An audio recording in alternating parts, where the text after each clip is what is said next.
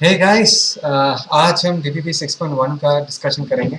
बहुत basic DPP है based on the concept of electrical instruments. तो जल्दी जल्दी रिवाइज करते हैं, देखते हैं क्या क्या क्वेश्चन है। पहला question, 50 ohm and 100 ohm resistors are connected in series. देखो 50 एंड 100 दोनों सीरीज में कनेक्टेड है। The connection is connected with 2.4 volt battery.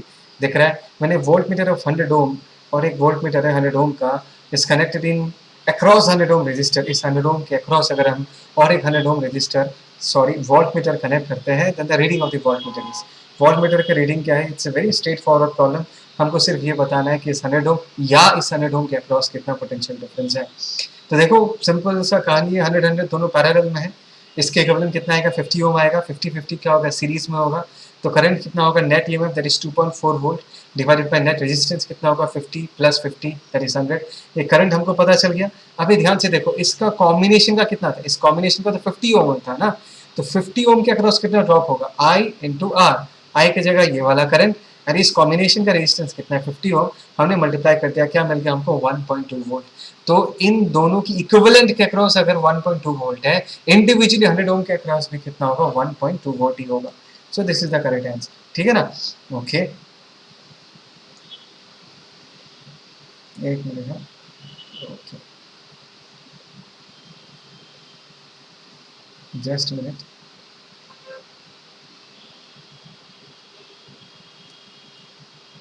अच्छा, अभी हम नेक्स्ट क्वेश्चन को देखते हैं। Let's see the next question. Okay.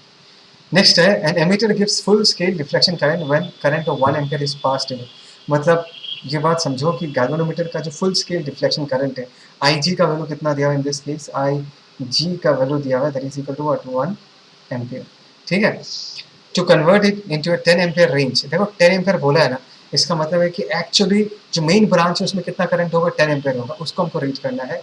The ratio of its resistance, मतलब गैल्वेनोमीटर का रेजिस्टेंस और शंट रेजिस्टेंस का क्या रेशियो वो पूछा गया। तो देखो ये मेन ब्रांच है, मेन ब्रांच के अक्रॉस कितना है, 10 एम्पियर करंट। ये जब जाएगा 1 एम्पियर गैल्वेनोमीटर के थ्रू पास करेगा, बिकॉज हम सिर्फ पढ़ाया था मैंने ना, it's a very sensitive instrument and according to this question ये 1 एम्पियर ही झेल पाएगा। तो बाकी करंट क्या होगा, 9 एम्पियर इस शंट के थ्रू पास करेंगे।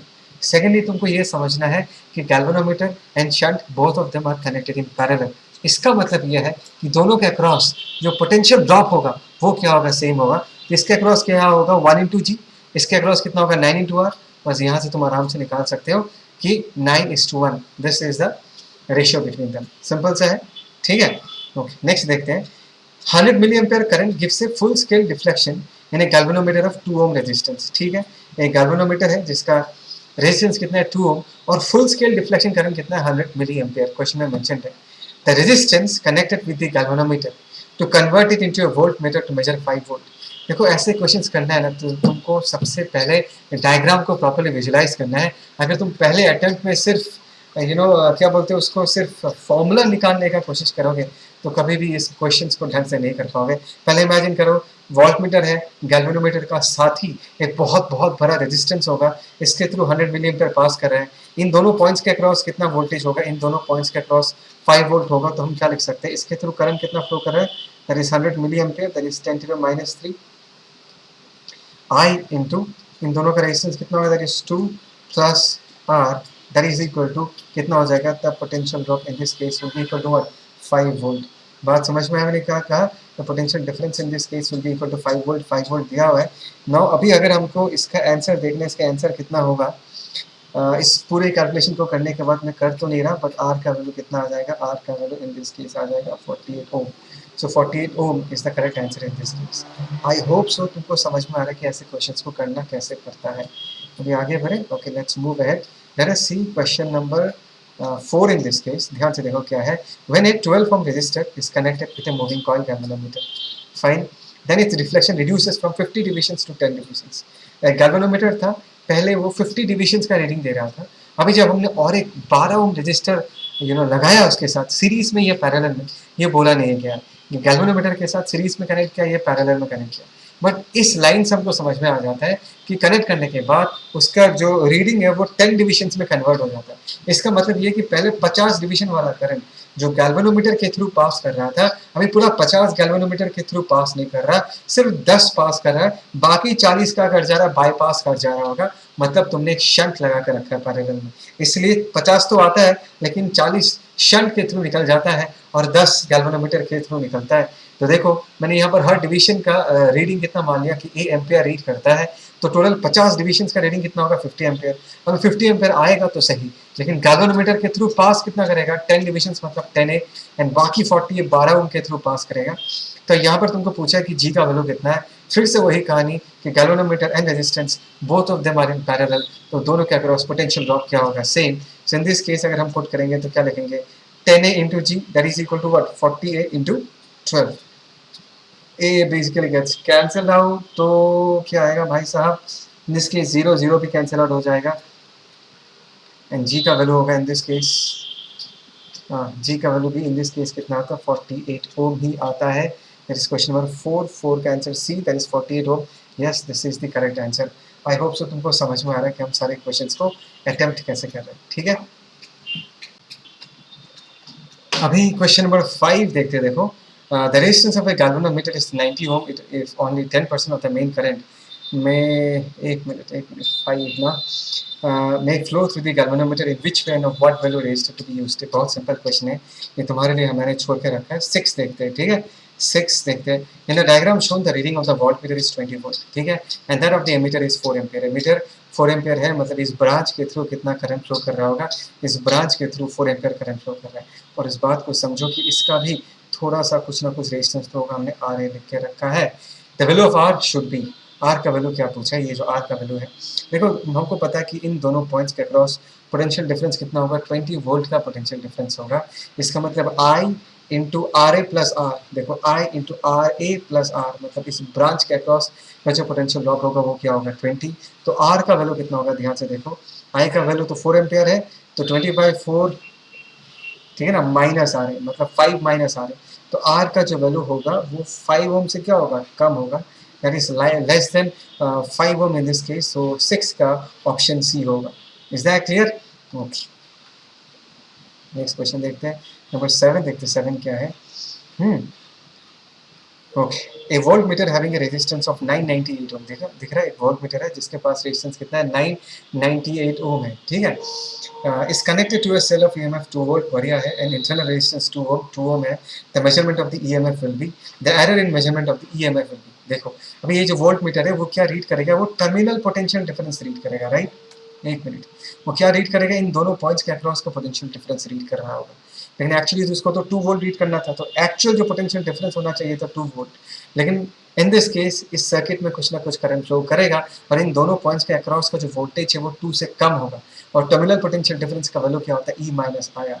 बात समझ आया? तो वो जो रीड कर रहा होगा वो V रीड कर रहा होगा, और एक्चुअली वो रीड किसको करना चाहता था, 2 वोल्ट को रीड करना चाहता था।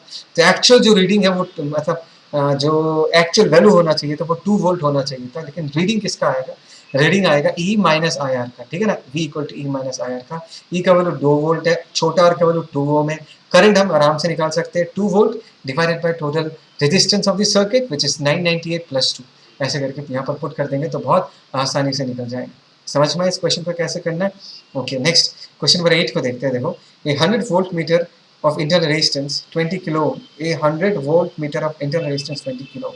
अच्छा, एक वोल्ट मीटर है जिसका इंटरनल रेजिस्टेंस कितना दिया हुआ है 20 kilo ohm, is in series with a very high resistance R, बहुत बड़े रेजिस्टेंस आर के साथ सीरीज में है। Is connected to a 110 volt line, मतलब इनके अक्रॉस का जो पोटेंशियल डिफरेंस है, इस पॉइंट और इस पॉइंट के अक्रॉस का जो पोटेंशियल डिफरेंस है वो 110 वोल्ट है, ठीक है ना। तो वोल्ट मीटर रीड्स 5 वोल्ट, ये वोल्ट मीटर 5 वोल्ट रीड कर रहा है। तो आर का वैल्यू पूछा है, बहुत बहुत सिंपल सा प्रॉब्लम है। पहले तो हम ये निकाल लेते हैं कि इसके थ्रू करंट कितना फ्लो कर रहा है। एज बिकॉज दोनों सीरीज में कनेक्टेड है, तो दोनों के थ्रू जो करंट फ्लो करेगा वो क्या फ्लो करेगा, वो सेम फ्लो करेगा।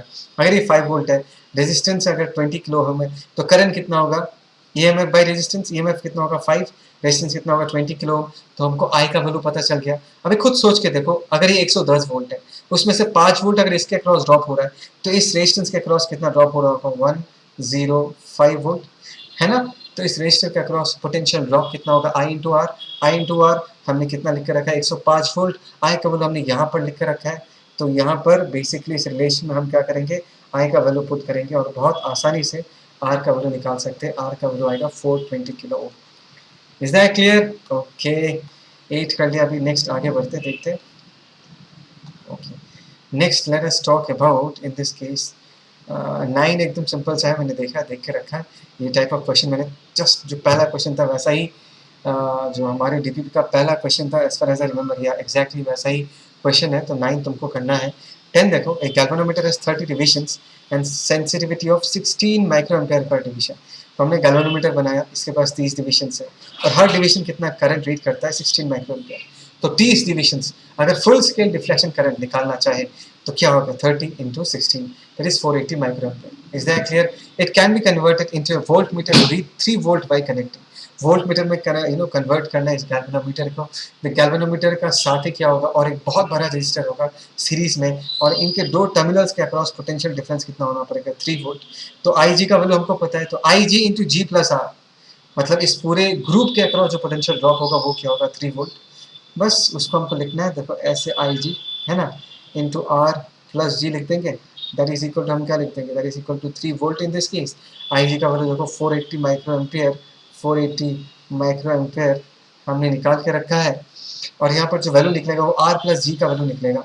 तो ऑब्वियसली आर का मुझे एग्जैक्ट वैल्यू तो नहीं मिलेगा, लेकिन ऑप्शंस में भी देखो रेजिस्टेंस नियरली आस पास का वैल्यूज दिया हुआ है। तो यहाँ से जो आंसर निकलेगा आर प्लस जी का वैल्यू निकलेगा, है ना, आर प्लस जी का वैल्यू निकलेगा। और जो भी वैल्यू निकलेगा वो एग्जैक्ट वैल्यू तो नहीं निकलेगा, आस पास का वैल्यू निकलेगा। तो 10 का जो आंसर आता है यहाँ पर दिया हुआ है 6.25 किलो।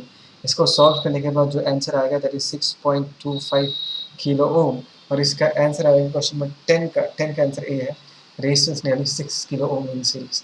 ये बात समझ में आया ना कि इसको सॉल्व करने के बाद हमको एग्जैक्ट आर का वैल्यू क्या है वो पता नहीं चलेगा, बिकॉज गैल्वेनोमीटर का जो रेजिस्टेंस है जी का वैल्यू हमको दिया हुआ नहीं है। ठीक है, ओके आगे बढ़ते हैं। So in this case question number 11 देखते हैं। Voltmeters V1 and V2 are connected in series. बढ़िया है, V1 एंड V2 दोनों को सीरीज में हमने कनेक्ट करके रखा है। V1 80 वोल्ट रीड करता है, बढ़िया है, एंड हैज ए पर वोल्ट रेजिस्टेंस ऑफ 200 ओम। पर वोल्ट के लिए कितना रेजिस्टेंस है? 200 ओम है। तो 80 इंटू 200 करेंगे तो कितना आ जाएगा? 16,000 ओम, दैट इज 16 किलो ओम। ठीक है ना। और दूसरा जो वोल्ट मीटर है वो कितना रीड कर रहा है? That is reading 32 kilo ohm. The line voltages V2 has a total resistance of 32 kilo ohm, the line voltages, मतलब ये कितना वोल्टेज रीड करेगा वो बताना है। और वो कितना वोल्टेज रीड करेगा अगर मैं किसी तरह करंट आई निकाल लूँ, because both of them are connected in series, दोनों के थ्रू करंट आई सेम फ्लो करेगा। तो आई इंटू 32 होगा इस वोल्ट मीटर का रीडिंग। देखो 80 वोल्ट है ना, इसका रेजिस्टेंस हमको पता है 16,000 किलो। तो करंट का वैल्यू तो हम बहुत आसानी से निकाल सकते हैं। करंट का वैल्यू हम क्या लिख देंगे? Current I in this case is equal two volt meter के अक्रॉस वोल्टेज कितना? 80 वोल्ट, और इसके अक्रॉस का जो रेजिस्टेंस है वो हम क्या लिख सकते हैं? 16 kilo ohm, and this is volt, है ना। तो V2 का वैल्यू कितना होगा? V2 का वैल्यू होगा जो भी हमने I निकाला उसको 32 किलो ओम के साथ मल्टीप्लाई कर दो।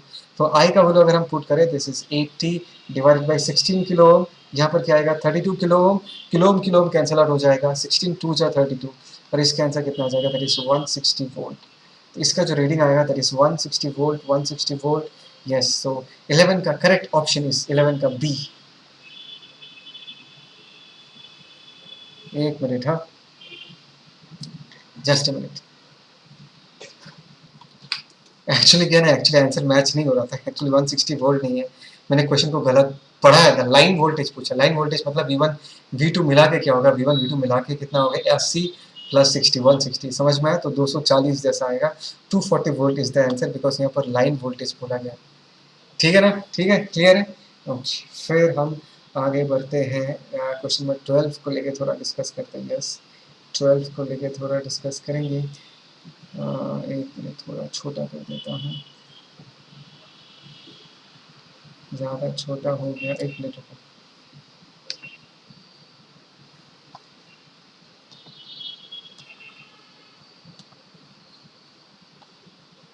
अच्छा ठीक है, 12 देखते क्या है।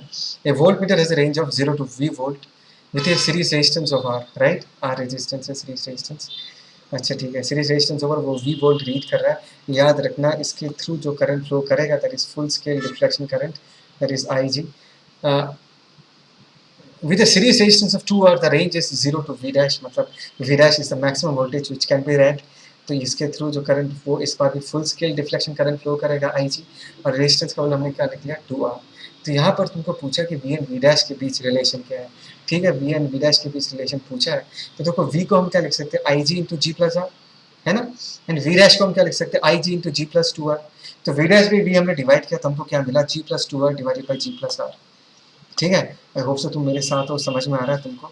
तो एक काम कर सकते हैं हम यहाँ पर 2G प्लस R लिख सकते हैं यहाँ पर, है ना, and minus G divided by G plus R लिख सकते हैं, ठीक है। तो अगर मैं इसको सिंप्लीफाई करूँ तो यहाँ पर 2 बचेगा, this is minus G by G plus R, ठीक है। तो यहाँ पर अगर मैं V डैश का वैल्यू निकालूँ, V dash in this case will be equal to what, 2 times of V minus G V divided by G plus R। तो V डैश का वैल्यू जो है वो बेसिकली 2V से क्या होगा, कम होगा इन दिस केस, राइट, बिकॉज इससे माइनस हो रहा है। तो V dash in this case is what, V dash in this case is less than 2V।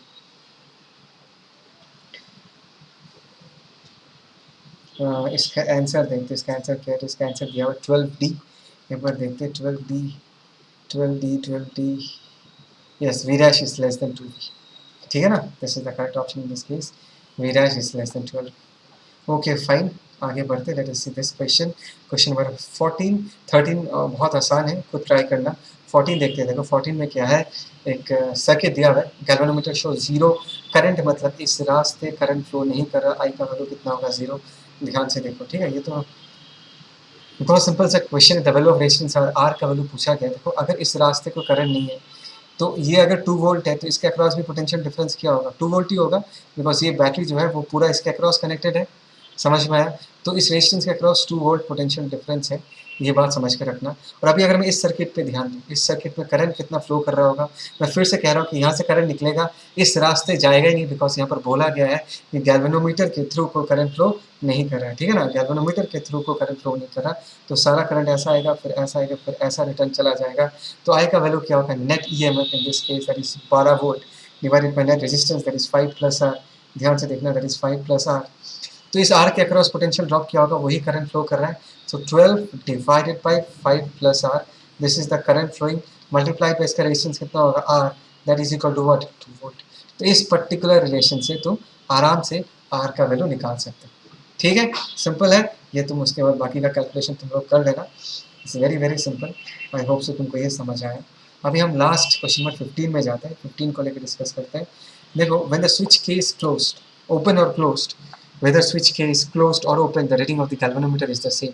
galvanometer का रीडिंग बदलता नहीं है। देखो की को अगर मैं बंद करूँ तो मैं एक्सपेक्ट क्या करेंगे कि यहाँ से जो करंट आया फिर यहाँ पर आया, लेट से इसके थ्रू कितना फ्लो कर रहा है I1, ये I2 है, यहाँ पर I2 है, तो हम एक्सपेक्ट ये कर रहे हैं जबकि बंद करेंगे हम तो I2 का कुछ पोर्शन इसके थ्रू फ्लो करेगा। दैट मीन्स बंद करने के बाद गैल्वेनोमीटर के थ्रू I2 फ्लो नहीं करेगा, कुछ और करंट फ्लो करेगा, तो गैल्वेनोमीटर का रीडिंग बदलना चाहिए था।